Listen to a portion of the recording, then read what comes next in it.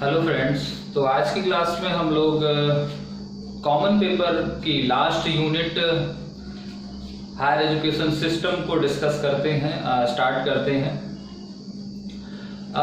ये एक integrated unit है क्योंकि इस यूनिट में कई सारी चीज़ें रखी गई हैं। लगभग 6 इसमें सब यूनिट्स इंक्लूड की गई हैं आपके सिलेबस में, जिसमें से पहला है Institutions of Higher Learning and Education in Ancient India या Ancient Period, and second है Evolution of Higher Learning and Research in Post-Independence India, Oriental Conventional and Non-Conventional Educational Programs,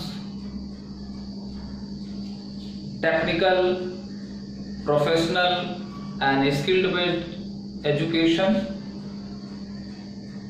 Value Education and Environmental Education, and Policies, Governance and Administration। ये 6 चीज़ें हैं जो इस unit में हम लोग कंसीडर करते हैं, पढ़ेंगे आगे 1 by 1 करके। तो आज की क्लास में हम लोग जो Institutions of Higher Learning and Education in Ancient India या in Ancient Period, यानी प्राचीन जो समय है या जो प्राचीन भारतीय संदर्भ में शिक्षा की जो उच्च शैक्षिक संस्थाएं हैं या शिक्षा की जो उच्च व्यवस्था थी उसका अध्ययन करेंगे। और दूसरा, हम पोस्ट इंडिपेंडेंस पीरियड में एजुकेशन और रिसर्च को लेकर के क्या एवोल्यूशंस हुए और उस एवोल्यूशंस में किन संस्थाओं ने अपना कंट्रीब्यूशन किया, इसकी चर्चा हम लोग करेंगे। तो हम इस जो टॉपिक आज स्टार्ट करने जा रहे हैं उस टॉपिक में हम लोग फर्स्ट एंड सेकंड यूनिट को एक साथ कंसीडर करेंगे। तो एक्चुअल में ये हिस्टोरिकल पर्सपेक्टिव से ली गई यूनिट है। जब हम एंशिएंट पीरियड की बात करते हैं तो हमें development of education system in India को पढ़ना होता है, समझना होता है, और विशेष रूप से उस पर इंस्टीट्यूशंस के बारे में हम चर्चा करते हैं। अगर हम एंशिएंट पीरियड के एजुकेशनल इंस्टीट्यूशंस के बारे में बात करते हैं तो नालंदा, तक्षशिला, विक्रमशिला, गुरुकुल, परिषद, मठ, विहार, मॉनेस्ट्री, ये सारी चीजें आती हैं। लेकिन मॉनेस्ट्रीज क्या होती हैं, मठ क्या होते हैं, तक्षशिला, नालंदा, वल्लभी, विक्रमशिला, इन सब के बारे में हम 1 by 1 जानने की कोशिश करेंगे। लेकिन इस पूरी यूनिट को थोड़ा सा हम कंसाइज करते हैं और थोड़ा सा हम इसको सिस्टमेटिकली समझने की कोशिश करते हैं इन इंडियन पर्सपेक्टिव। तो गाइस, क्लास स्टार्ट करते हैं। बहुत ज़्यादा इंट्रोडक्शंस पर चर्चा ना करके, तो हमारी आज की क्लास बेस्ड है, यानी है वो हमारी यूनिट नंबर 10 और यूनिट है हायर एजुकेशन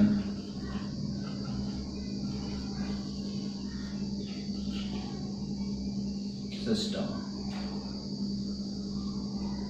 और इस हायर एजुकेशन सिस्टम में हम institutions of higher learning and education in ancient period के बारे में चर्चा करते हैं या इन एंशिएंट इंडिया। तो अब हम जरा अगर एंशिएंट इंडिया के बारे में बात करते हैं तो हम इसको एक तरीके से समझते हैं डेवलपमेंट ऑफ एजुकेशन। इसको हम ऐसे ले लें, थोड़ा सा हम इसको समझने की कोशिश करें।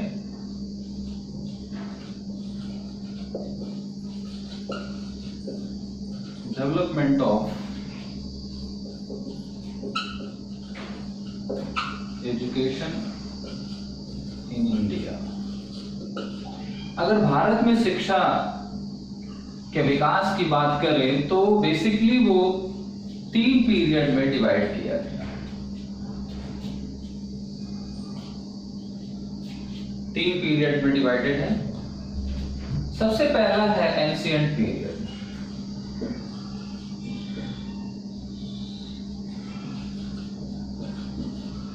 फिर दूसरा है मेडिवल पीरियड,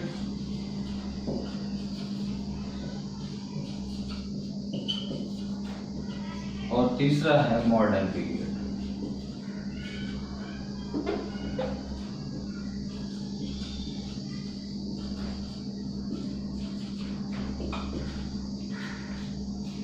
तो ये प्राचीन समय है, यानी हम इसको प्राचीन कह सकते हैं,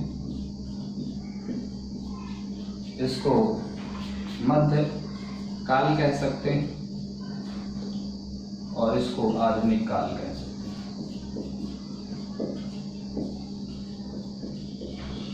तो भारत में जो शिक्षा का विकास है वो 3 मुख्यतः भागों में बांटा गया। जो एंशिएंट पीरियड की बात की जाती है, इसका जो ड्यूरेशन है वो है 500 BC टू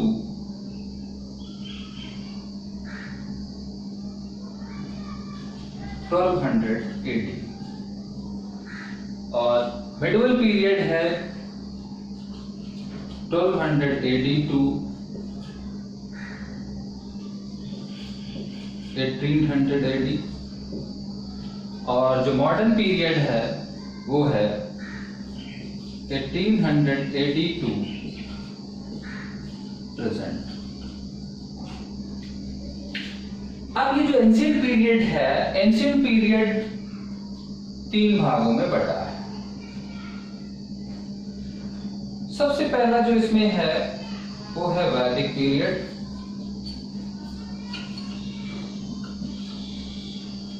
और ये जो वैदिक पीरियड है ये 2 भागों में बटा है,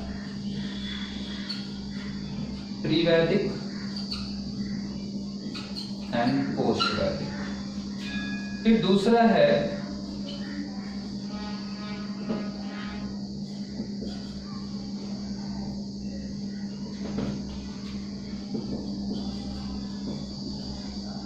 जैनिज्म पीरियड। जो प्री वैदिक पीरियड है इसका जो टाइम है वो है 1500 BC टू 1000 BC, और जो पोस्ट वैदिक पीरियड है वो है 1000 BC टू 600 BC। इसका जो पीरियड है वो 900 BC टू 500 BC है, और जो तीसरा है वो है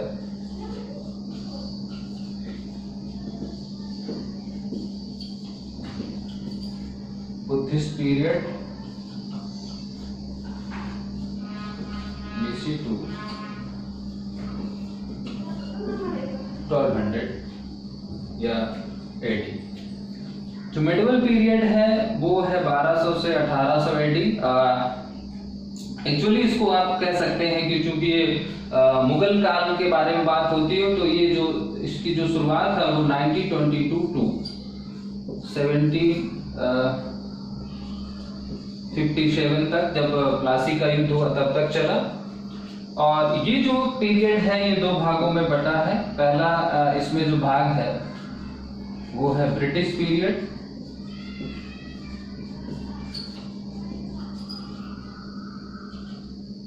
जो पहला भाग है ब्रिटिश पीरियड, यानी वो है 1757 से 1947, और दूसरा है इसमें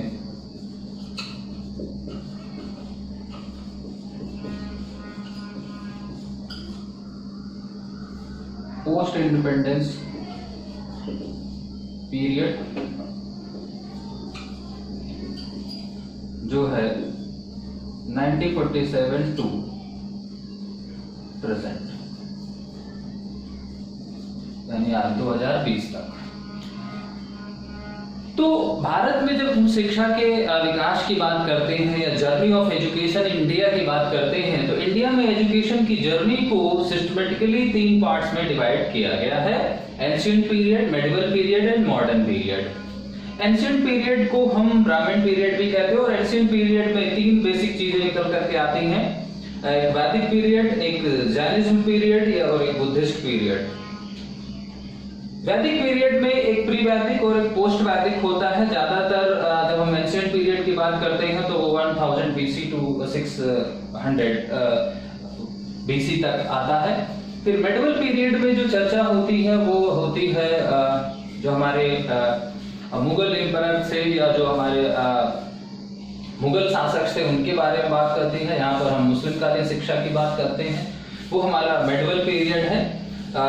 एग्जैक्टली इसकी जो स्टार्टिंग होती है तो मोटे तौर पर इसको 1280 टू 1800 AD कहा गया है, लेकिन एग्जैक्टली ये है 1192 से 1757 तक, क्योंकि 1757 में प्लासी के युद्ध से अंग्रेज भारत आए और वहीं से फिर हमारा मॉडर्न पीरियड स्टार्ट होता है।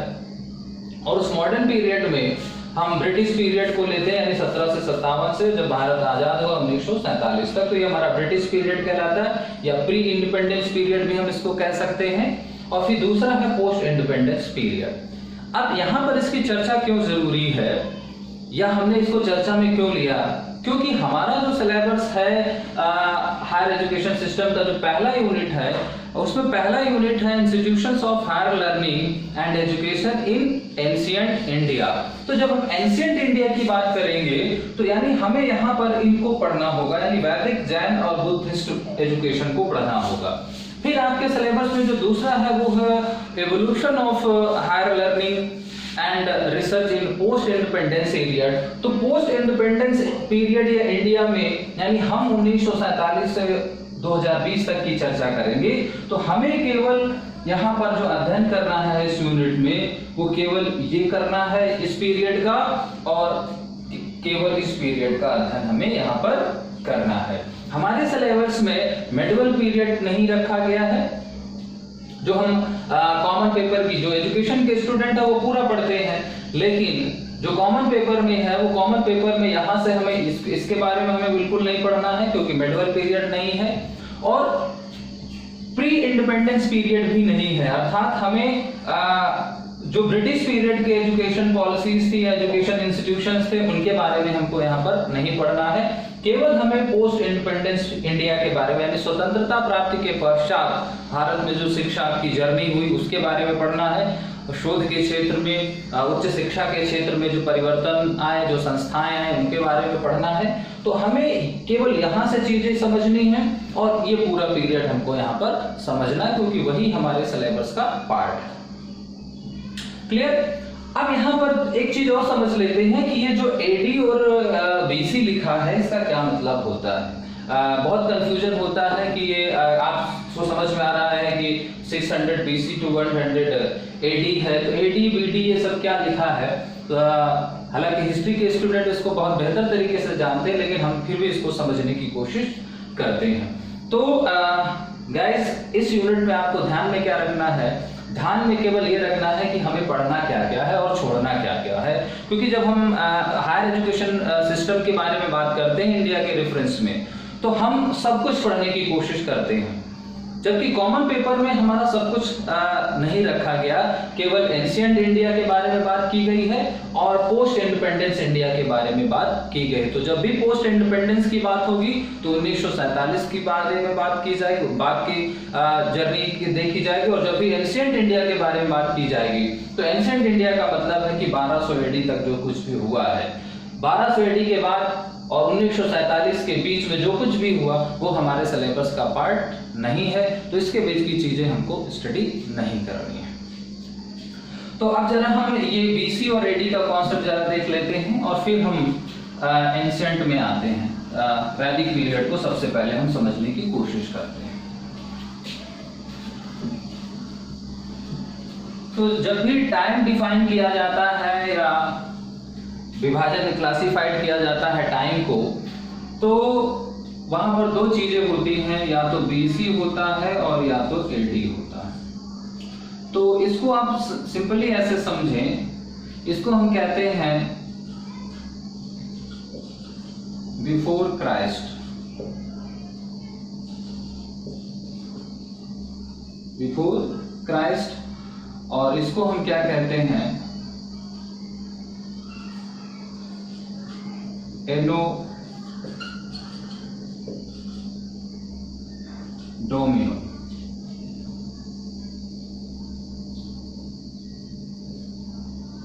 यानी इसका मतलब है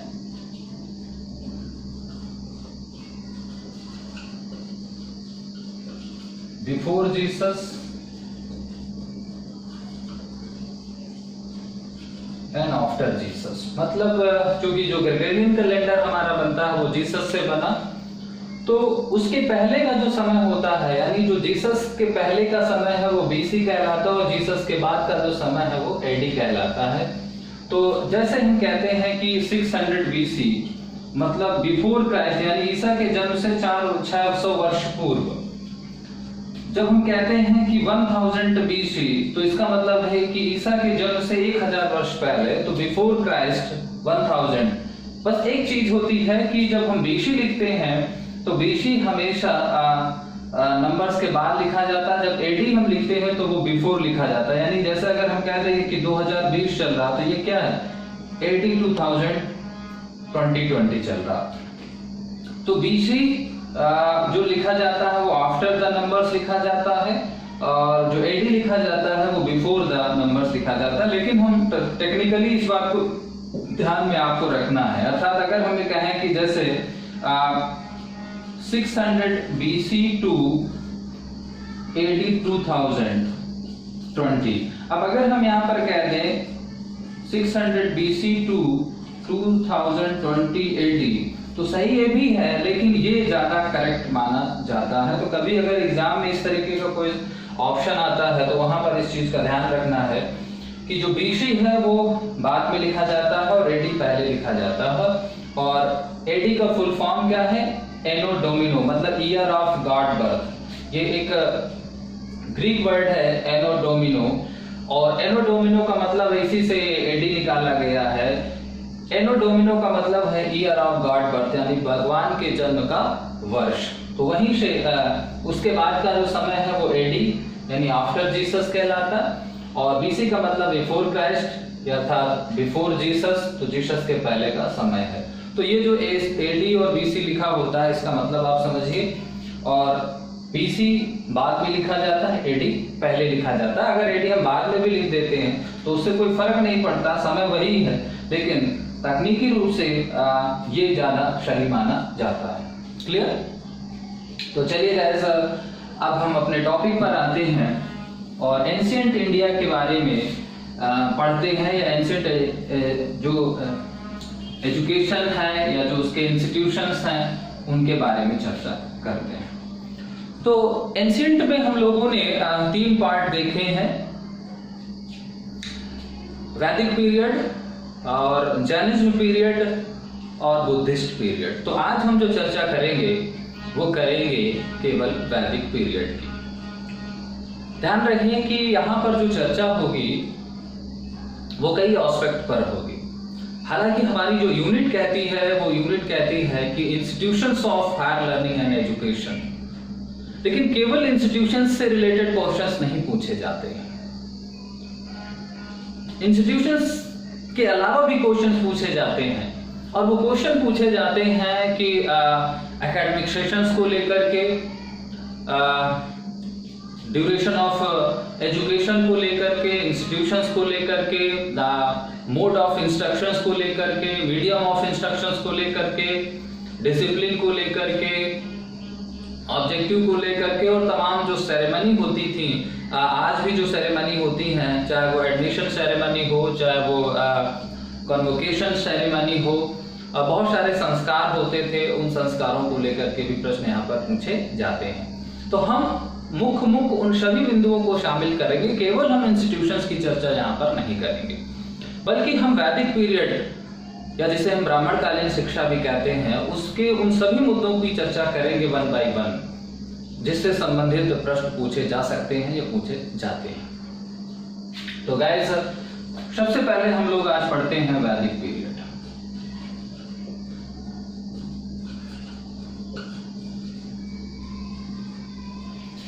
वैदिक पीरियड, और वैदिक पीरियड में अगर हम प्री वैदिक पीरियड और पोस्ट वैदिक पीरियड को मिलाएं तो ये इसका जो समय बनता है वो क्या है, 500 BC टू 6600 BC बनता है, जिसमें से 1500 से 1000 हमारा प्री वैदिक पीरियड है और 1000 से 600 हमारा पोस्ट वैदिक पीरियड है। तो अगर प्री और पोस्ट में अंतर ना हो तो इसको हम कंसीडर कर सकते हैं। और अगर कभी कभी केवल वैदिक पीरियड की जो बाउंड्री लिखी होती है वो 1000 BC टू 600 BC लिखी हुई होती है, तो ध्यान रखिए कि ये भी वैदिक पीरियड है, लेकिन ये जो वैदिक पीरियड है ये केवल पोस्ट वैदिक पीरियड को डिफाइन करता है। खैर, अब ये जो वैदिक पीरियड है ये भारत का सबसे प्राचीन, भारत को जो विश्व गुरु कहा जाता था वो इसी पीरियड की एजुकेशन के कारण कहा जाता था। जो वैदिक पीरियड का भारत का एजुकेशन सिस्टम था वो वर्ल्ड का सबसे रिच एजुकेशन सिस्टम था या माना जाता था, और आज भी उसके बारे में बहुत सारे साक्ष्य मिलते हैं। तो भारत को विश्व गुरु या richest education system in the world क्यों कहा जाता था, इसके बारे में आज हम चर्चा करेंगे, इसके बारे में आज हम समझने की कोशिश करेंगे। तो मित्रों, जो हमारा वैदिक पीरियड है या जो हमारा वैदिक एजुकेशन सिस्टम था, वो एजुकेशन सिस्टम जो अराइव्ड हुआ वो हुआ वेदों से। इसका नाम ही इसीलिए वैदिक पीरियड पड़ा क्योंकि इस पीरियड में जो एजुकेशन का मेन सोर्स था वो थे हमारे 4 वेद, ऋग्वेद, सामवेद, यजुर्वेद और अथर्ववेद। ये 4 वेद थे। तो वैदिक पीरियड या जो वैदिक एजुकेशन सिस्टम था हमारा एंशिएंट इंडिया का, तो एंशिएंट इंडिया का जो सबसे पहला एजुकेशन सिस्टम आया वो था वैदिक एजुकेशन सिस्टम। और वैदिक एजुकेशन सिस्टम बेसिकली जो बेस्ड था वो वेदों पर था और वेदों से निकले तमाम डिडक्शंस पर बेस्ड था। तो वेद, Vedanga, Upanishad, 6 philosophical system of India, Bhagavad Gita, स्मृति, इन आदि ग्रंथों पर या एपिक्स पर हमारा ये एजुकेशन सिस्टम बेस्ड था। तो अगर हम वैदिक एजुकेशन सिस्टम की बात करें तो Vedic education system is arrived from the Veda, Vedanga, Upanishad, 6 schools of philosophy या 6 इंडियन स्कूल्स ऑफ फिलॉसफी, जिसमें हम न्याय दर्शन, सांख्य दर्शन, मीमांसा,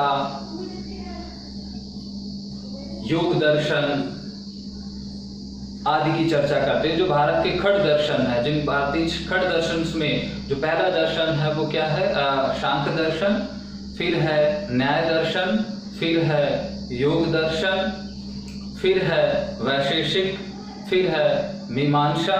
इस तरीके से ये जो हमारे 6 दर्शन है, जिन्हें हम 6 सिस्टम ऑफ इंडियन फिलॉसफी कहते हैं, तो ये उस एजुकेशन पर बेस्ड है। तो वैदिक जो हमारा एजुकेशन है वो किस पर बेस्ड है? ये जो एजुकेशन बेस्ड है वैदिक पीरियड की, तो वो बेस्ड है, सिंपली अगर हमसे कहा जाए education was based on Veda, Vedang,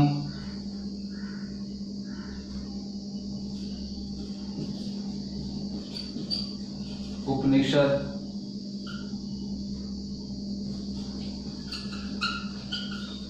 six school of philosophy,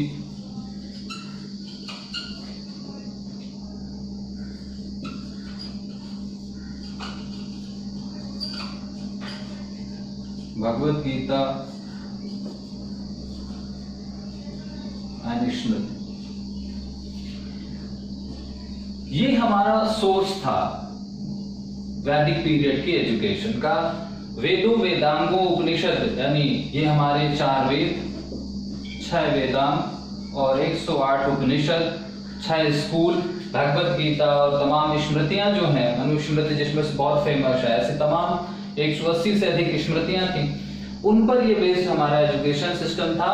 और इन्हीं सभी लिटरेचर के कारण तो ये हमारा इस एजुकेशन का जो सोर्स ऑफ लिटरेचर, जो सोर्स ऑफ एजुकेशन थी वैदिक पीरियड की, वो यही सारी चीजें यहाँ पर थी। अब दूसरी बात यहाँ पर, जो वैदिक पीरियड था, उस वैदिक पीरियड में जो नॉलेज था, उस नॉलेज को दो भागों में डिवाइड किया गया था। In Vedic period knowledge is divided in two parts, in two categories, and knowledge is the third eye. विज्ञान को तीसरी आंख माना गया था। तो वैदिक पीरियड में या वैदिक एजुकेशंस की बात करें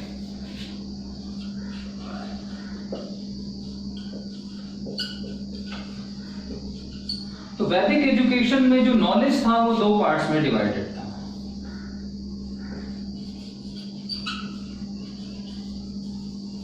नॉलेज, और नॉलेज को क्या कहा जाता था? थर्ड आई कहा जाता था। अब ये नॉलेज दो भागों में डिवाइडेड था। एक था दिस वर्ल्डली,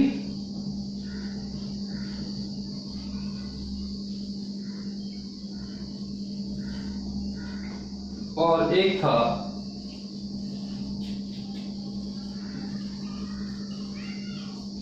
अदर वर्ल्डली। इसको हम कहते थे लौकिक, और इसको हम कहते हैं पारलौकिक। इसको हम कह सकते हैं, ये है फिजिक्स, जिसको कहा गया था अपरा ज्ञान, और ये जो था हमारा वो था मेटाफिजिक्स, जिसे हम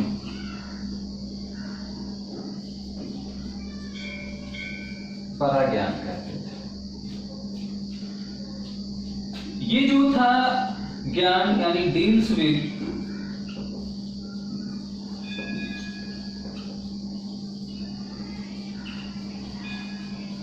सोशल एस्पेक्ट्स, और ये जो था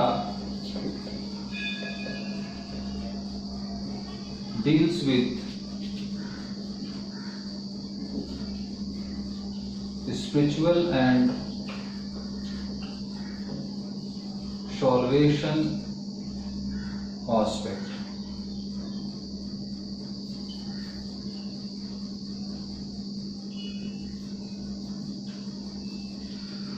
और जो ग्रेटर एम्फेसिस था वो इस पर दिया जाता था। अर्थात तो वैदिक पीरियड में जो ज्ञान था या जो शिक्षा थी, वो शिक्षा या ज्ञान को तीसरी आंख माना जाता था, और जो ज्ञान था उसको दो भागों में बांटा गया था, लौकिक ज्ञान और पारलौकिक ज्ञान। लौकिक ज्ञान जिसे हम अपरा ज्ञान कहते हैं, यानी इसमें हम फिजिक्स की बात करते थे, और फिजिक्स का मतलब है कि उन सभी चीजों का ज्ञान जिसमें हम आयुर्वेद का ज्ञान हुआ, एस्ट्रोनॉमी का ज्ञान हुआ, एस्ट्रोलॉजी का ज्ञान हुआ, जियोग्राफी का ज्ञान हुआ, ये सारा ज्ञान यानी जो मानव जीवन जीने के लिए आवश्यक होता था, यानी जिसमें हम सामाजिक परिप्रेक्ष्य में सोशल एस्पेक्ट से डील करते थे, यानी एक मनुष्य को जीवन जीने के लिए जिन चीजों की आवश्यकता होती थी, चाहे वो धनुर्विद्या हो या राजनीति हो या इसका ज्ञान हम यहाँ पर देते थे। दूसरा अदर वर्ल्ड यानी पारलौकिक दुनिया का ज्ञान, जिसे हम मेटाफिजिक्स कहते हैं, परा ज्ञान कहा गया। ये डील विद स्पिरिचुअल, यानी ये जो आध्यात्मिक और मोक्ष से संबंधित, चूंकि वैदिक पीरियड में शिक्षा का जो अल्टीमेट गोल होता था वो होता था मोक्ष की प्राप्ति।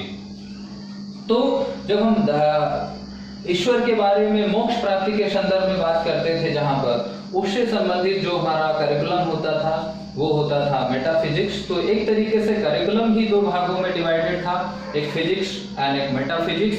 मेटाफिजिक्स जिसमें हम पारलौकिक दुनिया के बारे में बात करते हैं, मोक्ष के बारे में बात करते हैं, सत्यम शिवम सुंदरम के बारे में बात करते हैं, वो वहां पर था। और दूसरा अपरा यानी जहाँ फिजिक्स की बात, जहां पर हम जो है वो इस जीवन में अपने जीवन की रक्षा करने के लिए, आजीविका के लिए जो ज्ञान अर्जित करते हैं, वो हमारा फिजिक्स या दिस वर्ल्डली पार्ट कहलाता था। तो वैदिक पीरियड में नॉलेज दो भागों में डिवाइडेड था, इस बात को आपको ध्यान में रखना है। तो अभी तक हम लोगों ने वैदिक पीरियड या वैदिक एजुकेशन में दो बातें समझी हैं। दो बातें ये समझी हैं कि वैदिक एजुकेशन का जो सोर्स है वो क्या है, और उस सोर्स में हमें वेद, वेदांग, उपनिषदों के बारे में पता चला, भगवत गीता आदि के बारे में हमने पढ़ा, या जो हमारे 6 दार्शनिक संप्रदाय हैं भारत के, जो 6 दर्शन है भारत के, वो हमारे वैदिक पीरियड की शिक्षा के मुख्य स्रोत रहे।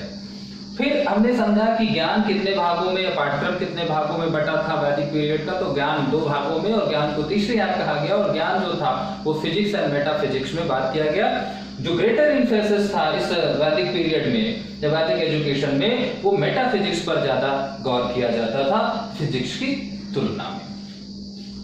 अब इस टॉपिक में हम क्या क्या चीजें समझने की कोशिश करेंगे, क्या क्या चीजें इन्वॉल्व करेंगे, जरा इसकी चर्चा कर लेते हैं, ताकि हमको पता चले कि हमारी एक्चुअल में पूरी पिक्चर क्या है। तो जब हम वैदिक एजुकेशन की बात करें, जो हम चर्चा करेंगे यहां पर, तो उसमें हम चर्चा क्या करने वाले हैं, जरा वो सारे पॉइंट्स लिख लेते हैं। सबसे पहले हम चर्चा करेंगे एडमिशन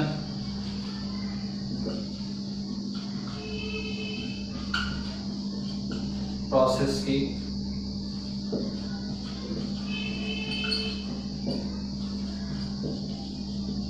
एकेडमिक सेशंस के बारे में बात करेंगे,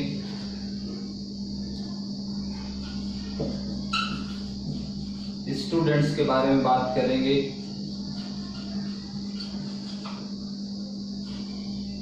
टीचर्स के बारे में बात करेंगे,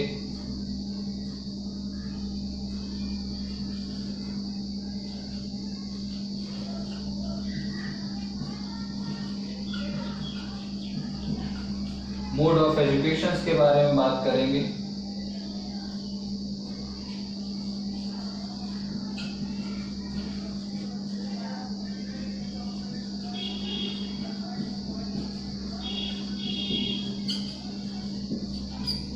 medium and mode of instructions के बारे में बात करेंगे,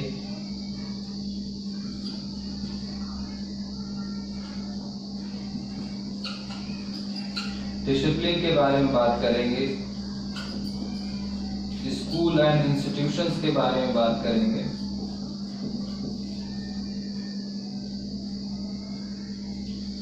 टीचिंग मेथड्स के बारे में बात करेंगे,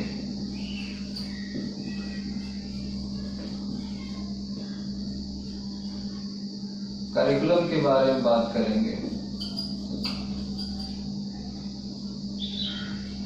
ड्यूरेशन ऑफ एजुकेशन के बारे में बात करेंगे, और भी तमाम चीजें यहाँ पर हैं। इसके जो मेनली फीचर्स हैं उसके बारे में हम डिस्कशन करेंगे। तो मुख्य जो चर्चा होगी हमारी वैदिक एजुकेशन की, वो इन बिंदुओं पर होगी कि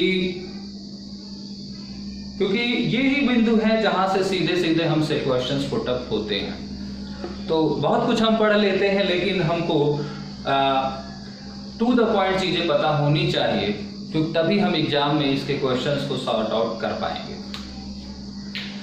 तो सबसे पहले एडमिशन प्रोसेस के बारे में बात करते हैं कि जो हमारी जो प्राचीन शिक्षा व्यवस्था थी, उसकी जो एडमिशन प्रोसेस थी या जो नामांकन प्रक्रिया थी या एनरोलमेंट होता था किसी भी स्टूडेंट का, वो कैसे होता था। तो एडमिशन प्रोसेस जो होती थी वो होती थी एक प्रॉपर सेरेमनी के थ्रू। ध्यान रखें कि एजुकेशन दो तरह की होती थी, एक इनफॉर्मल एजुकेशन होती थी और एक फॉर्मल एजुकेशन होती थी, जिसे हम गुरुकुल शिक्षा या प्राचीन गुरुकुल प्रणाली कहते हैं, हम उसकी चर्चा कर रहे हैं, जो कि वैदिक पीरियड को गुरुकुल प्रणाली के नाम से भी जाना जाता है। तो उसमें एडमिशन प्रोसेस कैसी होती थी, तो एडमिशन प्रोसेस के बारे में जब हम चर्चा करेंगे, यानी एजुकेशन जो स्टार्ट होती थी वो कैसे होती थी, तो दो तरीके से स्टार्ट होती थी। यहां पर एक होता था इनफॉर्मल एजुकेशन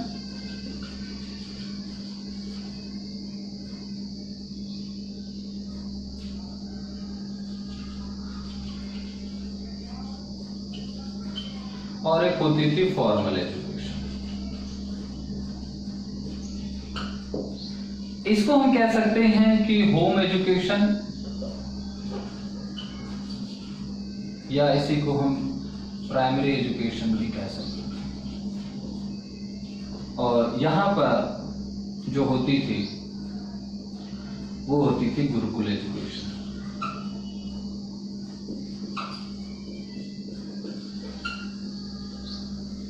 तो अब जब हम एडमिशन प्रोसेस के बारे में बात करते हैं, तो एडमिशन प्रोसेस जो वर्ड इस्तेमाल किया जाता था वो एक्चुअल में फॉर्मल एजुकेशन में ही इस्तेमाल किया जाता है। तो सबसे पहले हम फॉर्मल एजुकेशन या गुरुकुल एजुकेशन के बारे में बात करते हैं।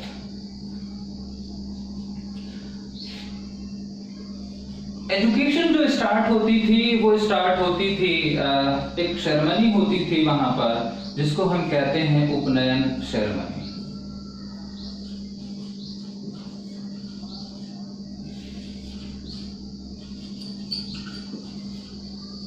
जिसे हम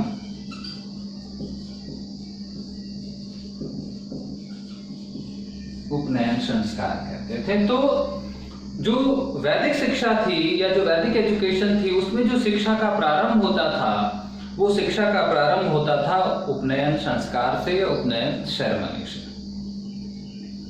अर्थात फॉर्मल एजुकेशन जो स्टार्ट होती थी किसी भी स्टूडेंट की वो होती थी उपनयन सेरेमनी से। अब उपनयन सेरेमनी कई दफा एग्जाम में पूछा गया कि उपनयन सेरेमनी का संबंध किस एजुकेशन से है, तो उपनयन जो सेरेमनी है उसका संबंध हमारा वैदिक एजुकेशन से है। फिर यहाँ उपनयन सेरेमनी से संबंधित भी बहुत सारे क्वेश्चंस क्रिएट किए जाते हैं।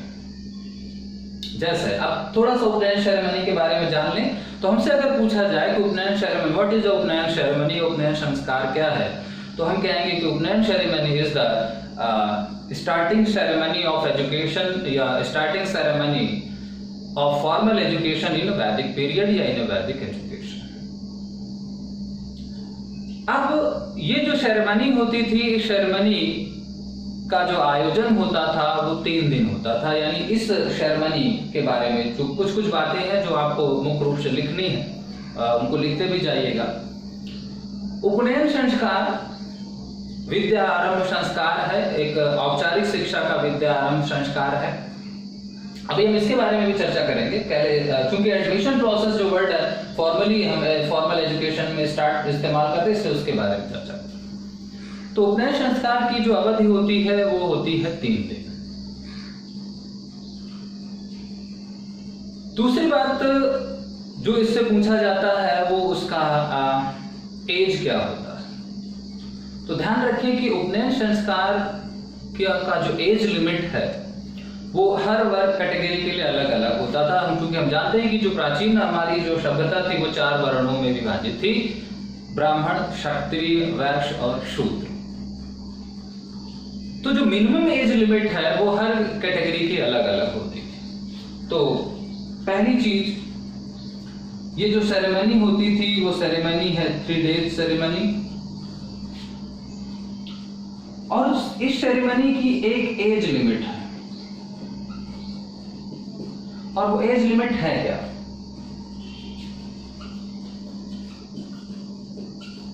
ब्राह्मण, देखिए यह एज लिमिट जो है वो मिनिमम और मैक्सिमम भी है, इस बात का ध्यान रखें। मिनिमम है 8 और मैक्सिमम है 16 ईयर। फिर है क्षत्रिय,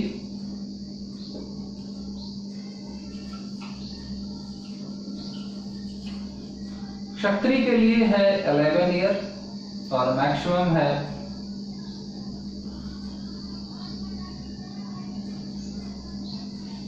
22। फिर है वैश्य 12 ईयर और इसकी है 24 ईयर। और शूद्र के लिए कोई एज लिमिट नहीं है, क्योंकि शूद्र को शिक्षा प्राप्त करने का अधिकार ही नहीं था। यहाँ पर इस बात का ध्यान रखेंगे। तो उपनयन संस्कार से ही शिक्षा प्रारंभ होती थी वैदिक पीरियड में। उपनयन संस्कार 3 दिवसीय एक सम्मेलन होता था, एक कार्यक्रम आयोजित किया जाता था गुरुकुलों में। और उस 3 दिवसीय प्रोग्राम में जो प्रवेश की उम्र होती थी, जो एज लिमिट होती है एडमिशन की, वो थी ब्राह्मण के लिए मिनिमम 8 वर्ष और मैक्सिमम 16 वर्ष, और क्षत्रिय के लिए 11 वर्ष और अधिकतम 22 वर्ष। ध्यान रखें कि मिनिमम और मैक्सिमम जस्ट डबल का डिफरेंस है याद करने के लिए। तो 8, 11 और 12 ध्यान रखेंगे। शूद्र के विषय में एज लिमिट का कोई डिस्क्रिप्शन नहीं है, क्योंकि हम सभी जानते हैं कि वैदिक पीरियड में शूद्रों को राइट टू एजुकेशन नहीं था या शिक्षा प्राप्त करने का अधिकार नहीं था। अब ये जो सेरेमनी आयोजित होती थी, ये सेरेमनी आयोजित होने का समय भी सबका अलग अलग होता था। ब्राह्मण के लिए जो उपनयन सेरेमनी आयोजित होती थी वो होती थी वसंत ऋतु में। फिर यानी यहां पर ये है, इसका जो आयोजन होता था वो होता था वसंत में। ब्राह्मण वसंत ऋतु में, क्षत्रिय जो ग्रीष्म ऋतु में, और जो वैश्य है उसका शरद ऋतु में आयोजन होता था। उपनयन संस्कार सभी का एक साथ नहीं होता था, इनके जो ऋतुएं थी वो अलग अलग होती थी। ब्राह्मण का वसंत ऋतु में यानी होली के आसपास या फरवरी में इनका जो एडमिशन होता था। क्षत्रिय का ग्रीष्म ऋतु में होता था यानी गर्मियों में होता था, मई जून में होता था, और वैश्य का शरद ऋतु में यानी सर्दियों में के प्रारंभ में होता था। तो पूछा क्या जा सकता है, उपनयन सेरेमनी का संबंध किससे है? उपनयन सेरेमनी की अवधि कितनी होती है? उपनयन सेरेमनी के लिए जो वैदिक पीरियड में एडमिशन की एज लिमिट है स्टूडेंट की, वो एज लिमिट क्या होती थी? तो हमने कहा कि ब्राह्मण के लिए 8 वर्ष मिनिमम यानी कम से कम 8 वर्ष का होना चाहिए, तभी उसको प्रवेश मिल सकता था या तभी वो उपनयन सेरेमनी में भाग ले सकता था। क्षत्रिय 11 साल और वैश्य 12 साल मिनिमम, और अधिकतम की उनकी आयु सीमा होती। क्लियर? अब जब तीसरे दिन का जब उपनयन संस्कार की जो समाप्ति होती थी तीसरे दिन, तो वहां पर एक और संस्कार होता था, यानी जब क्लोजिंग होती थी उपनयन सेरेमनी की, तो वहां पर जो एक संस्कार आयोजित होता था वो होता था मेघा जनन संस्कार। तो उसकी चर्चा हम लोग यहां पर करते हैं।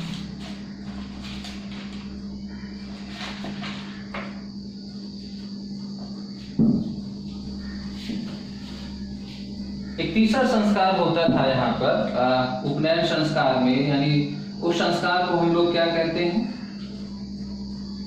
मेधा जनन सेरेमनी।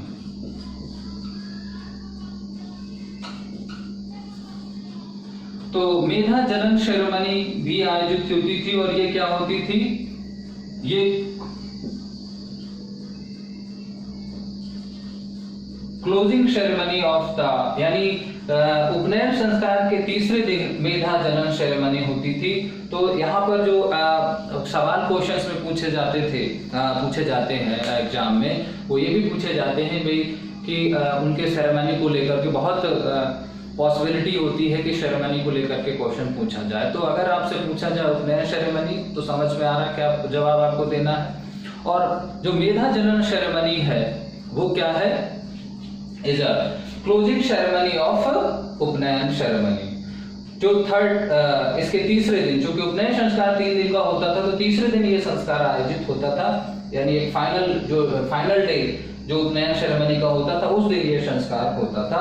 तो वैदिक पीरियड में तमाम तरह के सेरेमनी भी होते हैं, चाहे वो समावर्तन सेरेमनी हो या उपकर्मा सेरेमनी हो या उत्सर्जन सेरेमनी हो, तमाम सेरेमनी है जिसकी चर्चा हम धीरे धीरे करते चलेंगे। तो फॉर्मल एजुकेशन यानी एडमिशन प्रोसेस समझ में आई? हाँ, एडमिशन प्रोसेस कैसे होती थी? क्या कोई एंट्रेंस एग्जाम होता था? तो यहाँ पर मोरल फिटनेस देखी जाती थी, और उसका जो moral fitness and conduct of student या conduct behaviour of the student, इस दो के आधार पर ही बच्चे का प्रवेश होता था गुरुकुलों में। तो जो प्रवेश परीक्षा आयोजित होती थी, कुछ लिखित रूप में नहीं आयोजित होती थी, उसके लिए एक मौखिक संवाद होता था, एक ओरल फिटनेस टेस्ट लिया जाता था स्टूडेंट का और उसके बिहेवियर को देखा जाता था। तो उसके मोरल कंडक्टेड बिहेवियर और मोरल फिटनेस के आधार पर ही स्टूडेंट को प्रवेश मिलता था।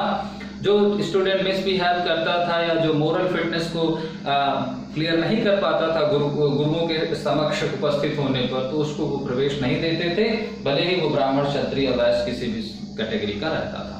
तो प्रवेश प्रक्रिया जो होती थी वो मौखिक, यानी जो प्रवेश परीक्षा होती थी, जो एंट्रेंस एग्जाम होता था वो ओरल होता था और एक मोरल फिटनेस देखी जाती थी स्टूडेंट की। दूसरी बात कि जो एडमिशन प्रोसेस होती थी, उस एडमिशन प्रोसेस को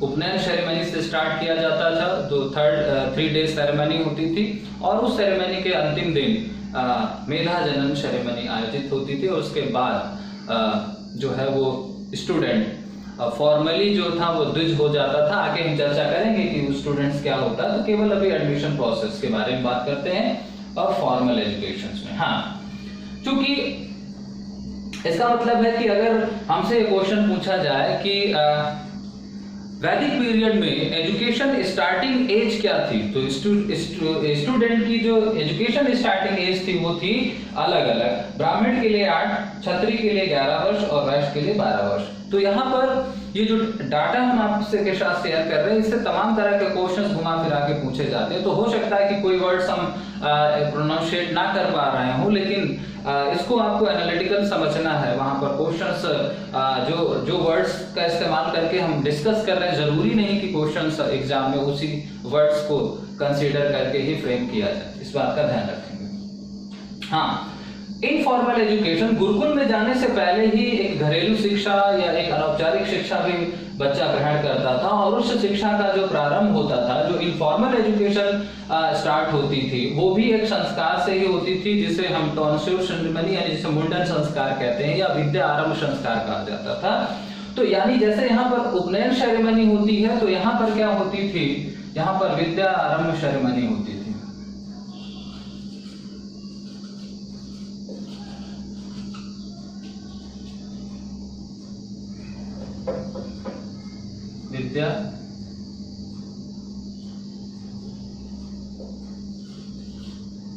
विद्या आरंभ सेरेमनी, विद्या आरंभ सेरेमनी आयोजित होती थी। तो और इसी को हम क्या कह सकते हैं, इसी को हम टॉन्स्योर सेरेमनी भी कह सकते हैं। टॉन्स्योर सेरेमनी का मतलब क्या है, मुंडन संस्कार। तो मुंडन संस्कार से हमारी इनफॉर्मल एजुकेशन स्टार्ट होती थी, और या जिसे हम विद्या आरंभ सेरेमनी भी कह सकते हैं, या इसको अक्षरा आरंभ सेरेमनी, कई और नाम से भी जाना जाता था। विद्या आरंभ सेरेमनी या अक्षरा आरंभ सेरेमनी या टॉन्स्योर सेरेमनी, जिसे मुंडन कहते हैं, उससे हमारी प्राइमरी एजुकेशन या होम एजुकेशन स्टार्ट होती थी। और जो गुरुकुल एजुकेशन होती थी वो हमारी उपनयन सेरेमनी से स्टार्ट होती थी। 3 दिवसीय उपनयन सेरेमनी, जिसके अंतिम दिन मेधा जनन जो है संस्कार आयोजित होता था। तो एडमिशन प्रोसेस समझ में आई। अब आते हैं एकेडमिक सेशंस के बारे में बात करते हैं।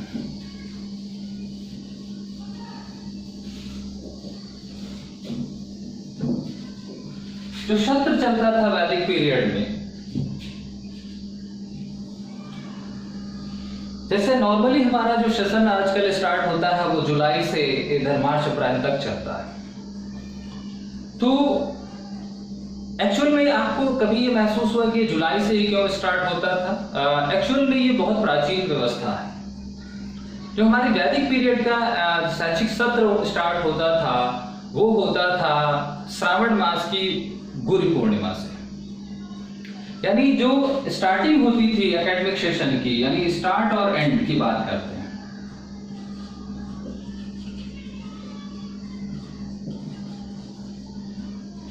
स्टार्ट होता था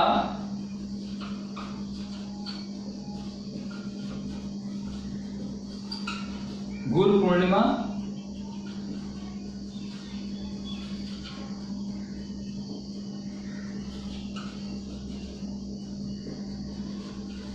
श्रावण मास, अर्थात ये कब होती है? जुलाई में। और एंड जो होता था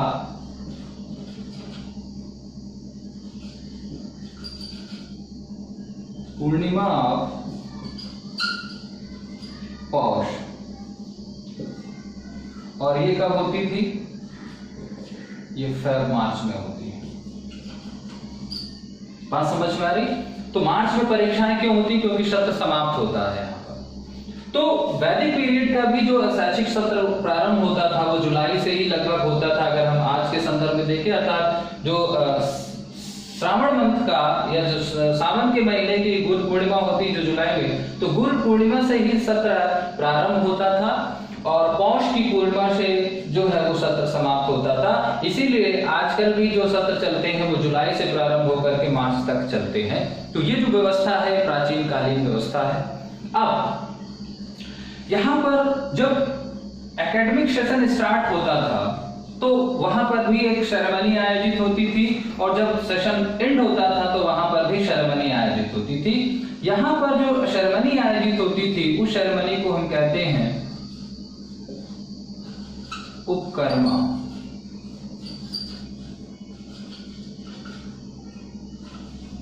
सेरेमनी यहां पर, और यहां पर जो है उत्सर्जन सेरेमनी।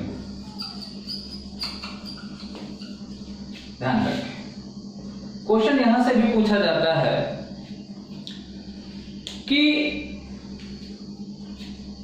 उपकर्मा संस्कार और उत्सर्जन संस्कार क्या होते हैं वैदिक पीरियड में। उपनयन तो हमको बहुत सारे लोगों को पता होता है, लेकिन उपकर्मा और उत्सर्जन नहीं पता होता है। तो ध्यान रखिए कि ये क्वेश्चंस भी बहुत पूछे जाते हैं, इसको समझना है कि जब वैदिक पीरियड में सत्र प्रारंभ होता था तो वो सत्र प्रारंभ होता था जुलाई महीने से, यानी गुरु पूर्णिमा से, और जब ये सत्र प्रारंभ होता था तो एक संस्कार आयोजित होता था प्रत्येक वर्ष, उपकर्मा संस्कार। उपकर्मा संस्कार से सत्र का प्रारंभ होता था गुरु पूर्णिमा के दिन से, और उत्सर्जन संस्कार से सत्र की समाप्ति होती थी प्रत्येक वर्ष पूष मार्ग की या पौष मार्ग की पूर्णिमा को।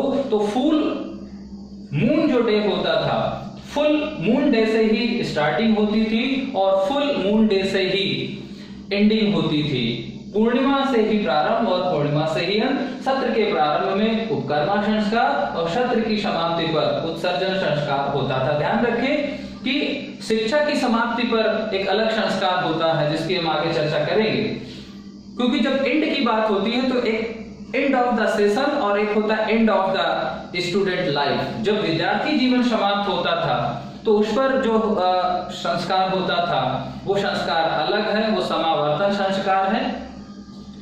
हम उसकी भी चर्चा करेंगे लेकिन आगे की प्रोसेस में। तो एडमिशन प्रोसेस को समझा, एकेडमिक सेशन को समझा, अब समझते हैं स्टूडेंट को।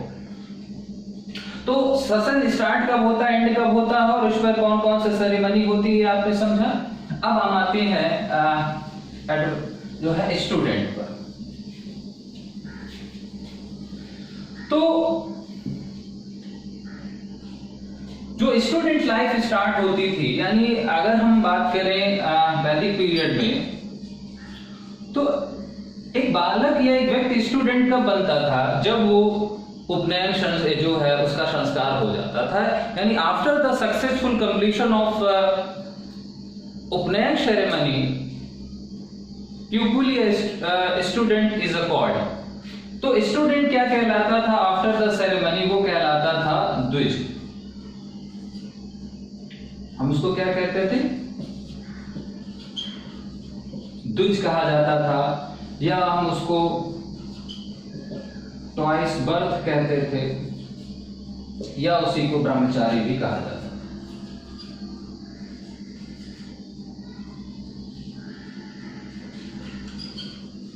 ब्रह्मचारी तीन नामों से जानते थे। ध्यान रखें, यह सीधे सीधे पूछा जाता है कि उपनयन संस्कार के बाद विद्यार्थी किस नाम से जाना जाता था। तो सबसे पॉपुलर नेम जो है वो ब्रह्मचारी है, कि उसको हम ब्रह्मचारी कह देते थे, लेकिन उसको दूसरा जन्म, ट्वाइस बर्थ या द्विज के नाम से भी जाना जाता है। ये ध्यान रखें कि ये नाम भी क्वेश्चन परीक्षाओं में पूछे जाते हैं। तो स्टूडेंट जो ब्राह्मण वैदिक पीरियड में है, वो after the Upanayan ceremony student is called द्विज या ट्वाइस बर्थ या ब्रह्मचारी। अब ये जो स्टूडेंट होते थे, यानी ये जो द्विज या ब्रह्मचारी या ट्वाइस बर्थ हमने कहा, इनकी भी दो कैटेगरीज होती थी। स्टूडेंट्स की भी दो कैटेगरीज हुआ करती थी, और वो दो कैटेगरीज क्या हैं? एक है नैष्ठिक और एक है उपकुंवर्ण। यानी एक को हम कहते हैं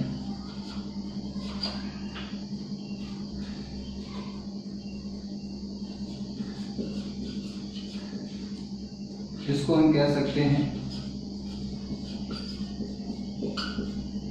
उपकुर्मण, और इसको कह सकते हैं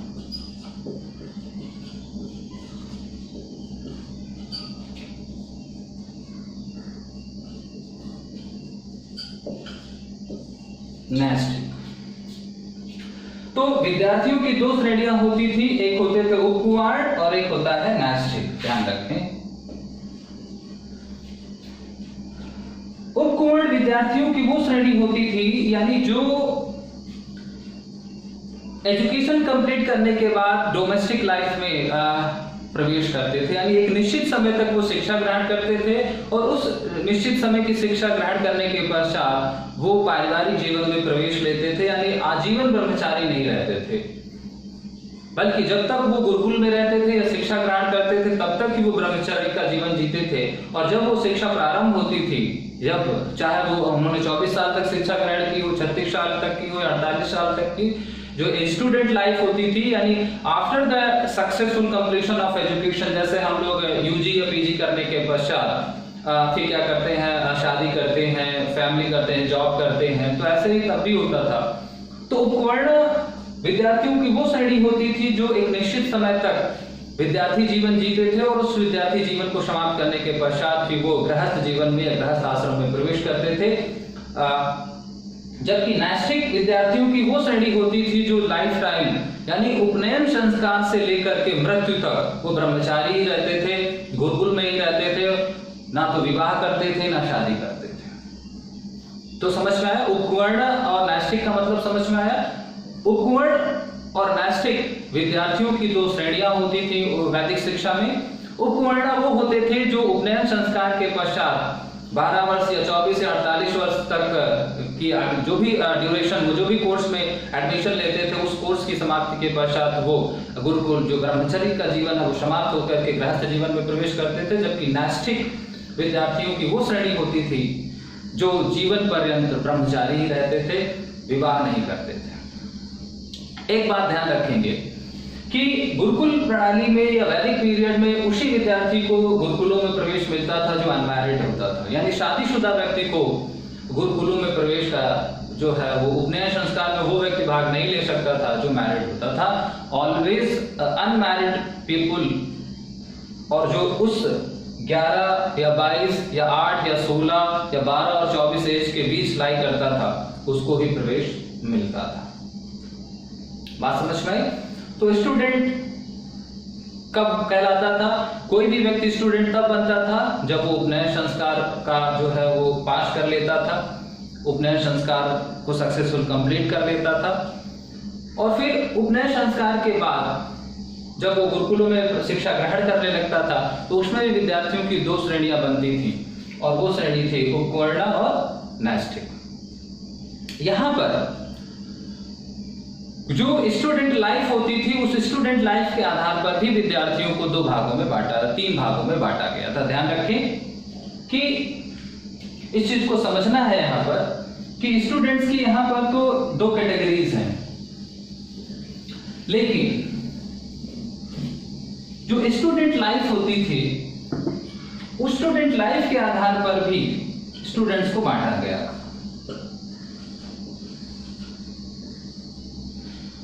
तो स्टूडेंट लाइफ के आधार पर 3 तरह के स्टूडेंट बनते थे। एक होता था वर्षु, दूसरे को हम कहते थे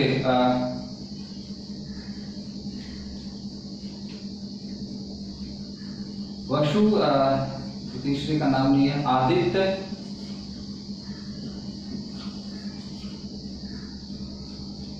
और तीसरे का नाम है अभी याद नहीं आ रहा। चलिए याद आता भी बताते। वशु उसे कहा जाता था taken education up to 24 years age, और ये 36 ईयर एज, और आदित्य जो 48 ईयर्स की एज तक जो शिक्षा ग्रहण करता था, उस विद्यार्थी को हम आदित्य कहते थे। तो विद्यार्थियों की यहाँ पर 3 श्रेणी थी, इसको हम रुद्र कहते थे यहाँ पर। तो विद्यार्थी जीवन के आधार पर 3 तरह के विद्यार्थी थे, वशु, रुद्र और आदित्य। वशु उसे कहा जाता था जो 24 साल की उम्र तक शिक्षा ग्रहण करता था, या 8 साल से वो शिक्षा ग्रहण स्टार्ट करता था। आप देखेंगे कि यहाँ पर 12-12 का गैप है, वो 12-12 का गैप इसलिए दिखलाई पड़ रहा है यहाँ पर क्योंकि वैदिक कालीन शिक्षा में जो 4 वेद पढ़ाए जाते थे, और एक वेद को पढ़ने के लिए 12 वर्ष का समय लगता था। यानी जो ड्यूरेशन, अब आगे जो हमने ड्यूरेशन ऑफ एजुकेशन की बात की है, तो उसमें हम ये पढ़ते कि वैदिक शिक्षा में एक वेद को पढ़ने के लिए कम 12 साल लगता था। तो इसको एक वेद, जब चारों वेद जो पढ़ता था वो आदित्य कहलाता था, जो 2 वेद पढ़ता था, 3 वेद पढ़ता था, वो रुद्र कहलाता था। वशु इस तरीके से जो शिक्षा ग्रहण करने की मिनिमम एज थी वो थी 24 साल, यानी कम से कम विद्यार्थी को 24 साल के बाद, अर्थात वो जो हमारा उपवर्ण था वो 24 साल के बाद वो जो है वो अपना गृहस्थ जीवन में प्रवेश ले सकता था। बहुत सारे लोग 36 साल के बाद आते थे, बहुत सारे 48, और बहुत सारे उम्र भर वही रहते थे। तो जो विद्यार्थी 24 साल तक पढ़ाई करता था वो वशु कहलाता था, जो विद्यार्थी 36 साल की एज तक पढ़ता था वो रुद्र कहलाता था, जो विद्यार्थी 48 साल तक शिक्षा ग्रहण करता था उसको हम आदित्य कहते थे। तो विद्यार्थियों की ये 3 श्रेणियां थी। तो विद्यार्थियों की 2 श्रेणियां बनी, एक तो उनके विद्यार्थी जीवन के आधार पर, और विद्यार्थी जीवन के आधार पर 3 श्रेणियां हैं, और एक दूसरा उनके जो उनकी वर्ल्ड लाइफ है तो वो उसके आधार पर 2 श्रेणियां से उपवर्ण और न्यष्टि। तो ये था विद्यार्थियों के बारे में। यहाँ पर जो जितनी भी चर्चा हमने की, ये सारी चीजें एग्जाम में पूछी जाती हैं, तो इसलिए इन वर्ड्स को आपको ध्यान में रखना है। द्विज किसे कहते हैं, ट्वाइस बर्थ क्या है, ब्रह्मचारी क्या है, ब्रह्मचारी कितने प्रकार के होते हैं, तो ब्रह्मचारी 2 तरह के, उपकुमार्ण और नास्तिक होते हैं। और फिर वैदिक कालीन शिक्षा में विद्यार्थियों की कितनी श्रेणियां होती हैं, 3 श्रेणियां, वशु, रुद्र और आदित्य होती थी। और वशु किसे कहते हैं, रुद्र किसे कहते हैं, आदित्य किसे कहते हैं, उसकी भी चर्चा आपने की। इसके बाद हम टीचर्स के बारे में चर्चा करेंगे। गुरु क्या होता है, गायत्री किसे कहते हैं, गुरु या आचार्य टीचर्स को कहा जाता था, गायत्री जो टीचर्स की वाइफ होती थी या जिसे हम गुरु माता कहते हैं उसे गायत्री कहते थे, और वो एक तरीके का उसका स्पिरिचुअल फादर होता था। बहुत सारी ऐसी चीजें हैं जो हम वैदिक शिक्षा के बारे में बात करेंगे, इंस्टीट्यूशंस के बारे में बात करेंगे, गुरुकुल और परिषदों के बारे में बात करेंगे। लेकिन आज की क्लास यहीं तक। गाइस, आपको ये क्लास कैसी लग रही है, समझ में आ रहा है या नहीं आ रहा, जरूर अपने फीडबैक से हमें अवगत कराएं ताकि हम उसको और बेहतर बनाने की कोशिश करें। तो आज की क्लास यहीं तक, तब तक अपना ख्याल रखिए। Goodbye, take care.